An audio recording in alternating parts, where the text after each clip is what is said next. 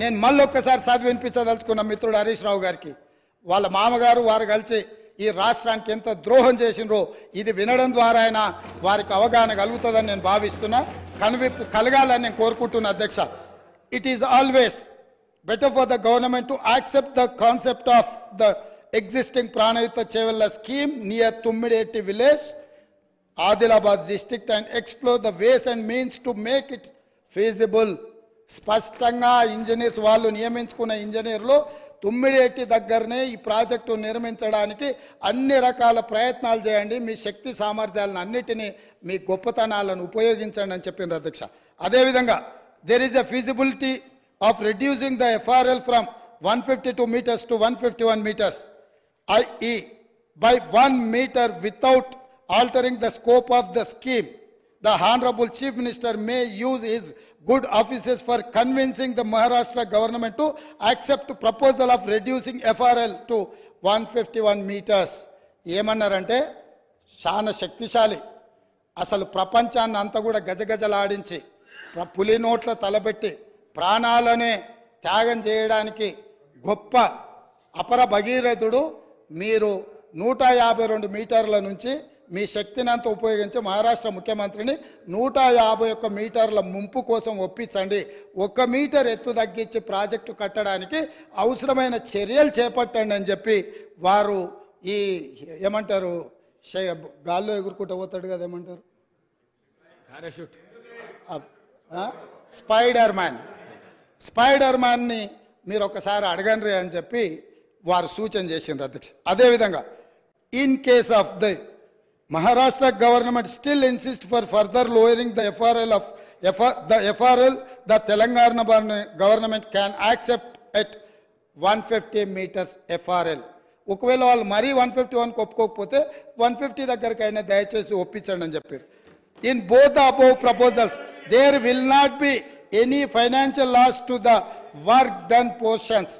మీరు దీన్ని 150 మీటర్ల దగ్గరకైనా తుమ్మిడేటి దగ్గర ప్రాజెక్టు నిర్మిస్తే గతంలో ఖర్చు పెట్టింది కానీ భవిష్యత్తులో ఖర్చులు పెరగడానికి కానీ ఎలాంటి అవకాశం లేదు అని చెప్పి 11వ పేజీలో వాళ్ళు ఇచ్చిన నివేదికలో ఉంది అధ్యక్ష. అదేవిధంగా అధ్యక్ష 13వ పేజీ అధ్యక్ష, ఫైనల్ రికమెండేషన్స్ అంటే ఇంకా అన్ని ఎగ్జామిన్ చేసినాం, కంక్లూజివ్ రిమార్క్స్ ఇచ్చిండ్రు, తర్వాత ఫైనల్ రికమెండేషన్స్ ఇచ్చిండ్రు అధ్యక్ష 13వ పేజీలో. ఈ ఫైనల్ రికమెండేషన్లో ఏమన్నారో ఈ ఒక్క సెంటెన్స్ చెప్తా, ఈ తర్వాత అయినా మిత్రుడు హరీష్ రావు గారికి కనువిప్పు కలిగి తెలంగాణ సమాజానికి వారికి క్షమాపణ చెప్తారు చంద్రశేఖరరావు గారి తరఫున అని నేను భావిస్తున్నా అధ్యక్ష. The proposal of construction of a barrage on main Godavari near Medigadda village and lifting 160 TMC of water to mid Maner reservoir is not desirable. Very clear, crystal clear and loud. They have said ఇది ఉపయోగం లేని నిరుపయోగమైన ప్రయత్నము. నేను మళ్ళొక్కసారి చదివి వినిపించే రికార్డులోకి ఈ విషయాన్ని అంతా తీసుకురాదలుచుకున్న అధ్యక్ష. The proposal of construction of a barrage on main Godavari near Medigadda village and lifting 160 TMC of water to mid Maner reservoir is not desirable. 5 మంది ఎవరు అధ్యక్ష దీంట్లో సంతకం పెట్టింది, నివేదిక ఇచ్చింది? తెలంగాణ కోసం కొట్లాడిన ఇంజనీర్లు అధ్యక్ష.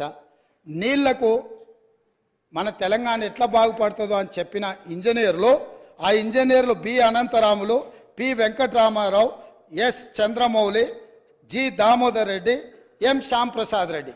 5 మంది ఇంజనీర్లు కష్టపడి అన్ని పరిశీలించి పూర్తి స్థాయిలో ఒక ఎక్స్పర్ట్ కమిటీ రిపోర్ట్ 14 పేజీలతో ప్రభుత్వానికి ఇస్తే ఆ రోజు సాగునీటి పారుదల శాఖ మంత్రి హరీష్ రావు గారు, ఆనాటి ముఖ్యమంత్రి చంద్రశేఖరరావు గారు ఈ నివేదికను తొక్కిపట్టి మసిబూసి మారేడుగాయ చేసి మేడిగడ్డ దగ్గర బ్యారేజీలు కడితే తెలంగాణకి ఏదో మేలు జరుగుద్దని 38,500 కోట్ల రూపాయల నుంచి 1,47,000 కోట్ల రూపాయలకు ప్రాజెక్టు అంచనాలు పెంచినరు. ఒకవేళ పెంచి అంచనాలతో నిర్మించినా అది ఉండి తెలంగాణ బీడులు వారిన భూములకు ఒకవేళ పచ్చని పైర్లు బండిని ఉంటే ఈ లెక్కలు ఈ ఉత్తమ్ కుమార్ రెడ్డి గారు రాత్రి మగళ్ళు కష్టపడి ఈ పవర్ పాయింట్ ప్రజెంటేషన్లు ఇవన్నీ చెప్పాల్సిన అవసరం లేకుండా అధ్యక్ష. ఇదే కాదు అధ్యక్ష, పదే పదే మా మిత్రులు అసలు చంద్రశేఖరరావు గారు అంటే ఏమనుకుంటురే, నీళ్ళకే నడక నేర్పిండు, అలా అసలు హంసకు కాదు అదేంది నెమలికి డ్యాన్స్ నేర్పిండు, అసలు అపర భగీరథుడు అని వాళ్ళు చెప్తున్నారు అధ్యక్ష. ఇది 23 సెప్టెంబర్ 2015 అధ్యక్ష. తమరు చూడాలి అధ్యక్ష, తమరు చూడాలి, సభ్యులు చూడాలి. సాక్షి పత్రిక సెప్టెంబర్ 23, 2015 నాడు, ఇవాళ ఏ తారీఖులు ఉన్నాం అధ్యక్ష? ఫిబ్రవరి 17, 2024 ఉన్నాం అధ్యక్ష. 9 ఏళ్ల కింద, దాదాపుగా 9 ఏళ్ల కింద అధ్యక్ష, మేడిగడ్డ మేడి పండేనా మిత్రులందరూ చూడాలి. ఆ రోజు సాక్షి పేపర్లో మీ మిత్రుడే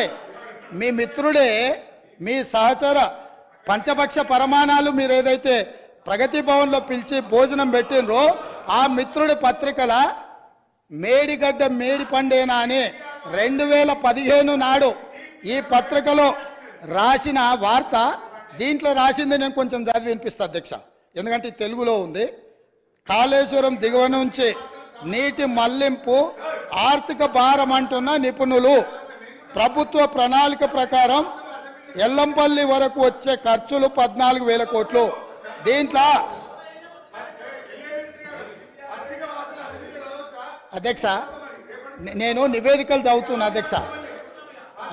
ప్రస్తుతం ప్రతిపాదిస్తున్నట్టుగా కాళేశ్వరం దిగువన మేడిగడ్డ నుంచి నీటిని మళ్లించే ప్రక్రియ పర్యావరణ పరంగా, ఆర్థికంగా, నిర్వహణ పరంగా ఏమాత్రం మంచిది కాదని ఇన్స్టిట్యూట్ ఆఫ్ ఇంజనీర్స్ తేల్చి చెబుతుండడము ఇప్పుడు కొత్త చర్చకు తెరలేపింది. అదేవిధంగా అధ్యక్ష ఇంకో పదం కూడా చెప్పారు. ప్రభుత్వ దూరదృష్టి, అవగాహన లోపాల కారణంగా ఈ ప్రాజెక్టు అబాసుపాలు కాకుండా ఉండాలంటే ప్రత్యామ్నాయ మార్గాలపై అధ్యయనం చేయాలన్న వాదన వినిపిస్తుంది. ఇది ఈరోజు ఉత్తమ్ కుమార్ రెడ్డి గారు చేసిన ఆరోపణ కాదు అధ్యక్ష. ఈరోజు మునిగిపోయిన మేడిగడ్డ, పగిలిపోయిన అన్నారము, కుప్పగూలిన సుందీళ్లను చూసి మాట్లాడి రాసింది కాదు అధ్యక్ష. ఆ రోజు సాంకేతిక నిపుణులు ఇచ్చిన నివేదిక ఆధారంగా ఆ రోజు మీడియా మిత్రులు తెలంగాణ మేలు కోరి ఈ వాస్తవాలన్నిటిని ఆ రోజే చెప్పిండ్రు అధ్యక్ష. వీటన్నిటిని పెడచెవిన పెట్టి దాచుకోవాలన్న ఆలోచనతోని, తెలంగాణ ఖజానాను కొల్లగొట్టాలన్న ఆలోచనతోటి ఈరోజు ఇంత దుర్మార్గానికి ఒడిగట్టి ఈరోజు ఈ రకంగా ఇక్కడికి వచ్చి మా వెంకన్న మాట్లాడితే వెంకన్న మీద దాడి, మా భట్టి గారు మాట్లాడితే వారి మీద దాడి, మంత్రి గారిని అసలు సహించలేకపోతున్నాడు. ఎందుకు అధ్యక్ష? నేను ఒకటే అడుగుతున్నా అధ్యక్ష, ఈ కాళేశ్వరం ప్రాజెక్ట్ అనేది తెలంగాణకు వరప్రదాయిని కాదు అధ్యక్ష, వీళ్ళ పుణ్యమా అని కాళేశ్వరం ప్రాజెక్టు తెలంగాణ సమాజానికి ఒక కలంకంగా మారింది అధ్యక్ష. ఇవాళ ఈ కలంకాన్ని నిలువెత్తు ఆధారాలు అక్కడ ఉంటే పక్కున పగిలిపోయి, రెండుగా చీలిపోయి, నేలకు కుంగిపోయి, నిటారుగాడపోయి నిలబడితే సిగ్గుతో తెలంగాణ సమాజం తల వంచుకొని పరిస్థితులు కల్పించిన వాళ్ళు ఇంకా నిస్సిగ్గుగా సభలో నిలబడి మమ్మల్ని ప్రశ్నిస్తారా అధ్యక్ష? ఆనాడు జరిగిన తప్పిదాలను సరిదిద్దడానికి ఉమ్మడి రాష్ట్రంలో సమైక్య పాలనలో తీసుకుంటున్న నిర్ణయాలు తెలంగాణ సమాజానికి మేలు చేకూర్చడం లేదు అనే ఎన్నో ఒడిదుడుకులను ఎదుర్కొని 4 కోట్ల తెలంగాణ ప్రజలకు 60 సంవత్సరాల ఆకాంక్షను అమలు చేయడానికి శ్రీమతి సోనియా గాంధీ గారు తెలంగాణ రాష్ట్రం ఇచ్చింది అధ్యక్ష. అట్లా ఇచ్చిన తెలంగాణను వీళ్ళని నమ్మి వీళ్ళ చేతిలో పెడితే 10 సంవత్సరాల దివాలా తీయించి కొల్లగొట్టి ప్రాజెక్టులు పక్కున బలిగిపోతుంటే దాని మీద క్షమాపణ చెప్పకుండా ఇంకా ఎదురుదాడేంది అధ్యక్ష? ఏంది ఇదా అధ్యక్ష పద్ధతి? ఈ నివేదికను కాదంటాడా? ఈ నివేదిక వాళ్ళు అధికారులను వాళ్ళు నియమించలేదంటాడా? లేకపోతే ఈ నివేదిక సంబంధం లేదంటాడా అని నేను అడుగుతున్నా అధ్యక్ష. ఇవాళ మాజీ మంత్రి హరీష్ రావు గారిని నేను నిలదీస్తున్నా. మీరు బాధ్యులు, మీరు ఈ దుర్మార్గాలకు పాల్పడ్డది మీరు. మిమ్మల్ని ఎందుకు 2014 నుంచి 18 వరకు మిమ్మల్ని చంద్రశేఖరరావు గారు మంత్రిగా కొనసాగించి 18లో ఎందుకు మిమ్మల్ని మంత్రిగా బర్తరఫ్ చేసిండని నేను అడుగుతున్నా. మీరు ఈ దోపిడీలో ఆ తర్వాత వచ్చిన చంద్రశేఖరరావు ఈ ఈ ఈ శాఖకు మంత్రి. ఈ పాపాలకంతా వాళ్ళిద్దరు కారణం కాదా అధ్యక్ష? వీళ్ళిద్దరు కలిసి ఈ రకంగా తెలంగాణను మొత్తం చెదలు పట్టించారు అధ్యక్ష. తెలంగాణను మొత్తం దోపిడి. ఇట్లాంటి పరిస్థితుల్లో ఇంకా కూడా ఈ రకమైన మొండి వాదనలు, తొండి వాదనలు వద్దు హరీష్ రావు గారు. జరిగిన తప్పులు సరే, విజిలెన్స్ అండ్ ఎన్ఫోర్స్మెంట్ నివేదికిస్తే వాళ్ళని తిడుతుంది, కాగ్ నివేదికిస్తే వాళ్ళను ఆరోపణ చేస్తుంది, వాస్తవాలను చెప్తే మా మీద దాడి చేస్తుంది. మరి మీరు నియమించుకున్న అధికారులు ఇచ్చిన నివేదికని ఇది కూడా తప్పుడు నివేదికనే అధ్యక్ష? ఇది కూడా తప్పుడు నివేదికనే అంటాడా? అంటే ఎటు పోతున్నాము అధ్యక్ష? మనము ఎక్కడికి వెళ్తున్నాము? ఏం చర్చ జరుగుతుంది అధ్యక్ష? నేను వాస్తవంగా ఏం మాట్లాడుతూ మా మంత్రి గారు, మా ఉప ముఖ్యమంత్రి గారు మాట్లాడతారు, చూద్దాము మిత్రుడు ఏమేమి చెప్తాడు. ఎందుకంటే 10 ఏళ్ళ అనుభవంలో ఏమైనా మెరుగైండేమో, ఏమైనా మారిండేమో అనుకున్న. గతంలో నాకు బాగానే పరిచయమో, కానీ ఇంకా అంతకంటే దిగజారిపోయి 4 సార్లు ప్రాజెక్టుకు శిలాపలకాలు వేసిండ్రంటారు. మంచిదే, ఫస్ట్ ప్రాణహితనే ఉండే, చేవెళ్ళ చెల్లెమ్మ అడిగితే చేవెళ్ళ దగ్గరకు వచ్చింది. శిలాపలకం వేయొద్దా? ఇవాళ వారి పక్కనే ఉంది కదా చేవెళ్ళ చెల్లెమ్మ. ఎందుకు ఆ అక్క కూడా చెప్తలేదు హరీష్ నువ్వు మాట్లాడేది తప్పని? చేవెళ్ళ ప్రాజెక్ట్ ఆగిపోతే అక్కతో పాటు మేము కూడా ధర్నాకు పోయి ఆ లోపలికి దిగినాం కదా. వీళ్ళు వచ్చినాక దుర్మార్గం జరిగింది. చంద్రశేఖరరావు ముఖ్యమంత్రి అయినాక దుర్మార్గం జరిగింది.